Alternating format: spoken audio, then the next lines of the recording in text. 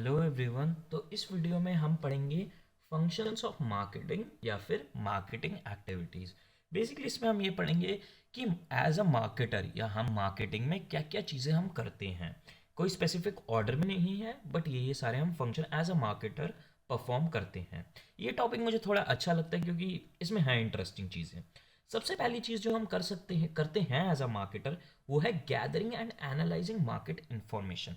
इसका क्या मतलब हुआ कि देखो, कोई प्रोडक्ट को लॉन्च करने से पहले, कोई प्रोडक्ट की एक्चुअल डिजाइनिंग करने से पहले या फिर प्रोडक्ट बनाने के बाद भी हम अपने प्रोडक्ट को या फिर अपने प्रोडक्ट के आइडिया को कस्टमर्स को सैंपल करते हैं। मतलब हम कस्टमर को बताते हैं कि हमारा प्रोडक्ट ऐसा होगा। तो हम उनसे फीडबैक्स लेते हैं कि हम अपनी मार्केट से समझने की कोशिश करते हैं कि यार हमारे प्रोडक्ट की एक्चुअल में डिमांड होगी, क्या कस्टमर्स को हमारा प्रोडक्ट पसंद आएगा, क्या उनके लिए एक्चुअली यूजफुल है, क्या वो उसको खरीदने में इंटरेस्टेड होंगे। और हम और भी इंफॉर्मेशन गैदर करते हैं, जैसे कि अगर हमारा कोई कॉम्पिटिटर है मार्केट में, तो वो कौन है। हाँ, कौन हमारे प्राइम कॉम्पिटिटर है, हमारा कॉम्पिटिटर कितने पैसे कमा रहा है, हमारे कॉम्पिटिटर की सबसे ज़्यादा सेल कहाँ से है, या फिर हमारे कोई क्या हमारे जैसा कोई और बंदा भी प्रोडक्ट बना रहा है, क्या हमें पेटेंट्स मिलेंगे। तो हम इंटरनेट से, ऑफलाइन ऑनलाइन, हम हर जगह से अपने प्रोडक्ट से रिलेटेड हर इंफॉर्मेशन गैदर करने की कोशिश करते हैं।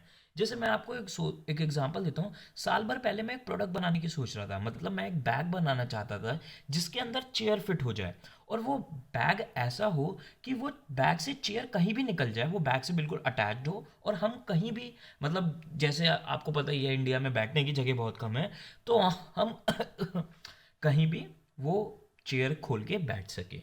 तो अब मैंने ये आइडिया सोच लिया, अब मैंने उस आइडिया को हर जगह पिच किया, लोगों से पूछा क्या ज़रूरत है इस प्रोडक्ट की, क्या लोग इस प्रोडक्ट के लिए प्राइस पे करने के लिए रेडी हैं, क्या मेरे कोई कॉम्पिटिटर है जो ये प्रोडक्ट बना रहे हैं, क्या मुझे पेटेंट राइट्स मिलेंगे। तो ऐसी मैंने कई सारी मार्केट के बारे में इंफॉर्मेशन गैदर करी, और मैं ये कंक्लूजन पे आया कि मैं ये प्रोडक्ट नहीं बनाऊंगा, क्योंकि मेरे पास एक्चुअली टेक्निकल लोग नहीं थे इस चीज़ को करने के लिए, और मैं यूट्यूब पे जाना चाहता था क्योंकि यूट्यूब पे वीडियोस बनाना ज़्यादा इम्पैक्टिंग है रादर देन कि उस चेयर पे काम करना, जो मैं फ्यूचर में शायद करूँ।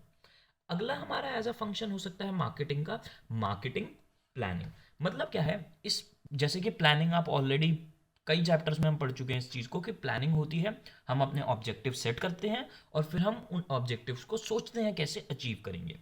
तो मार्केटिंग प्लानिंग के फंक्शन में हम क्या करते हैं, हम अपना ऑब्जेक्टिव सेट कर लेते हैं कि हमें इस साल अपनी सेल इतने परसेंट से बढ़ानी है, या फिर हमें इस साल अपना मार्केट शेयर जो है, अगर मेरी मार्केट में मेरी बुक 10% बिकती है, तो मैं चाहता हूँ कि 30% लोग, रैदर देन कि 30% लोग उस बुक को खरीदें।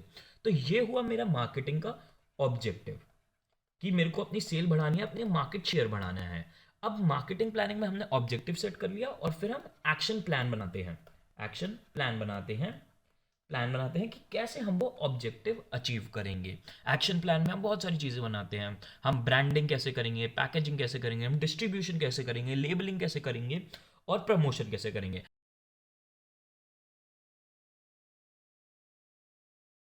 अगर आपको इनमें से कुछ भी नहीं पता क्या होता है, तो हम अगली वीडियोस में इस पूरे चैप्टर में यही सब पढ़ने वाले हैं।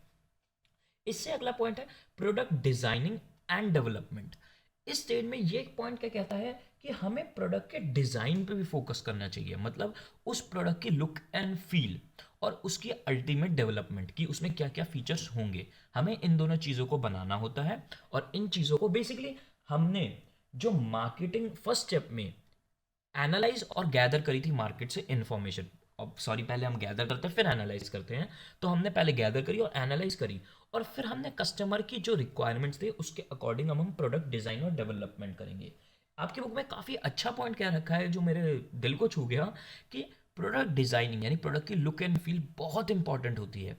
जैसे आप एग्जांपल लो, एप्पल क्यों मार्केट में, ऑल्दो आपने शायद इतनी नॉलेज हो ना, आपको भी आपने इतनी रिसर्च ना करी हो, बट एप्पल के सक्सेस होने का मार्केट में इतना एक बहुत बड़ा रीज़न यही है कि स्टीव जॉब्स की विज़न थी कि जो प्रोडक्ट है, जो कंप्यूटर है, जो मोबाइल है, जो आईपॉड है, वो भी सुंदर दिखना चाहिए, उसमें भी डिज़ाइनिंग होनी चाहिए, उसकी लुक एंड फील अच्छी होनी चाहिए। अगर आप पुराने ज़माने के आईबीएम के कंप्यूटर्स देखोगे, तो आप देख के पता ही नहीं आपके मन में क्या ही ख्याल आएंगे, उस बस उससे वाहियात चीज़ नहीं हो सकती थी। तो प्रोडक्ट डिज़ाइनिंग एंड डेवलपमेंट। और मुझे अभी एक चीज़ याद आ रही है कि मैंने gathering and analysing market information में स्वॉट एनालिसिस नहीं बताया। स्वॉट एनालिसिस में वीडियो की एंड में डिस्कस करता हूँ। अगला हमारा एक और फंक्शन क्या होता है, मार्केटिंग का स्टैंडर्डाइजेशन एंड ग्रेडिंग। देखो मैं पहले यहाँ पे बताऊँ तो स्टैंडर्डाइजेशन अलग चीज़ है और ग्रेडिंग अलग चीज़ है। मैं पुरानी वीडियोस में कई बार दोहरा चुका हूँ स्टैंडर्डाइजेशन क्या होती है।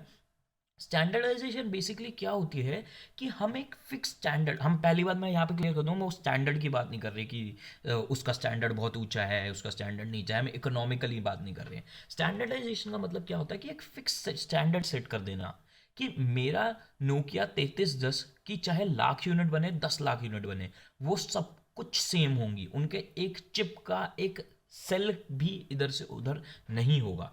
ये होते हैं स्टैंडर्डाइजेशन। स्टैंडर्डाइजेशन से बेसिकली हमें बहुत सारे फायदे मिलते हैं जो कि आपके पुराने चैप्टर्स में हो चुके हैं प्रिंसिपल्स ऑफ मैनेजमेंट में।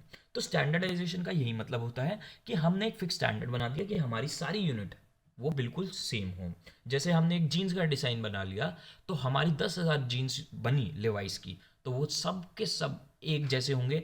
कोई कस्टमर ये आके कंप्लेंट नहीं करेगा कि यार तुमने उसे तो ये दिया और मुझे तो ये दिया, जैसे आपके साथ स्कूल में होता है कि टीचर ने उस क्वेश्चन के उस बच्चे को तो ऐसा ट्रीटमेंट दिया और मुझे अलग दिया। ये स्टैंडर्डाइजेशन लैक कर रहा है।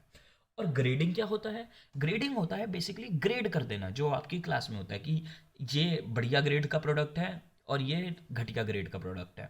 तो जिस ग्रेड का वो प्रोडक्ट हुआ उस ग्रेड के अकॉर्डिंग उसे प्राइस कर दिया जैसे जाता है। जैसे कॉपर में कई सारे ग्रेड्स आते हैं, गोल्ड में भी कई सारे ग्रेड्स आते हैं। गोल्ड में कैरेट के अकॉर्डिंग ग्रेडिंग होती है, 22 कैरेट 24 कैरेट, और फिर आपका उसके अकॉर्डिंग प्राइस चार्ज किया जाता है।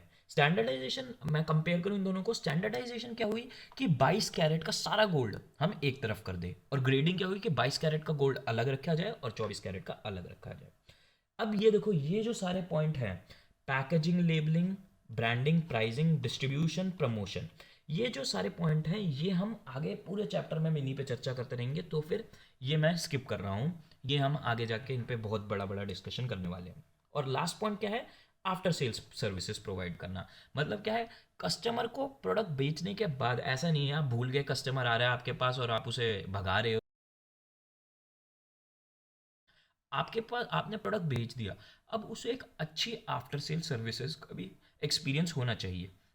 जैसे एसी में आपकी वारंटी, रिपेयर्स, व्हीकल्स में आपको फ्री सर्विस मिलती है कुछ, और अगर आपको टेक्निकल प्रोडक्ट लो या जैसे कि लैपटॉप और कुछ भी टेक्निकल चीज़ लो, तो आपको on the phone sales after sale service मिलती है कि कैसे आप उसको यूज़ कर सकते हैं, या आपको कोई डिफ़िकल्टी आ रही है तो उसको रिजॉल्व करती है कंपनी। तो फिर आपको आफ्टर सेल सर्विस भी मिल, as a marketer, as a marketing आपको ये चीज़ भी करनी पड़ती है। और मैंने जैसे कहा था, मैं gathering and analysing market information में आपको बताता हूँ स्वॉट एनालिसिस क्या होता है। स्वॉट एनालिसिस बेसिकली देखो, वैसे आपके कोर्स का इतना बड़ा पार्ट नहीं है, ये एमबीए में बहुत ज़्यादा किया जाता है स्वॉट एनालिसिस, बट वाइवा का बड़ा इंपॉर्टेंट क्वेश्चन है, वाइवा में बहुत बारी पूछा जाता है। स्वॉट एनालिसिस होता है, स्वॉट की फुल फॉर्म होती है strength, weakness, opportunities, opportunities and threats, threat, threats. तो स्वॉट की फुल फॉर्म ये होती है, ये आपको बिल्कुल आपको दिल से याद होनी चाहिए। स्वॉट में एस की फुल फॉर्म है स्ट्रेंथ, डब्ल्यू की फुल फॉर्म है वीकनेसेस, ओ की फुल फॉर्म है अपॉर्चुनिटीज, और टी की फुल फॉर्म है थ्रेट्स। देखो, अब मैं आपको यहाँ पे एग्जांपल देके समझाता हूँ इसमें होता क्या है। देखो बेसिकली स्वॉट एनालिसिस के लिए एक टेबल बनती है, जिसमें कि जैसे मैंने ऊपर ऑर्डर में लिखा था, यहाँ लिखी जाती है स्ट्रेंथ्स, यहाँ भी लिखी जाती है वीकनेसेस, यहाँ लिखी जाती है अपॉर्चुनिटीज, और यहाँ लिखे जाते हैं थ्रेट्स। देखो, स्ट्रेंथ और वीकनेस हम प्रोडक्ट के अकॉर्डिंग में लिखते हैं, और अपॉर्चुनिटीज और थ्रेट हम मार्केट के अकॉर्डिंग लिखते हैं। अब आपको शायद समझ ना आ रहा हो मैं क्या कहना चाहता हूँ, एग्जांपल लेते हैं।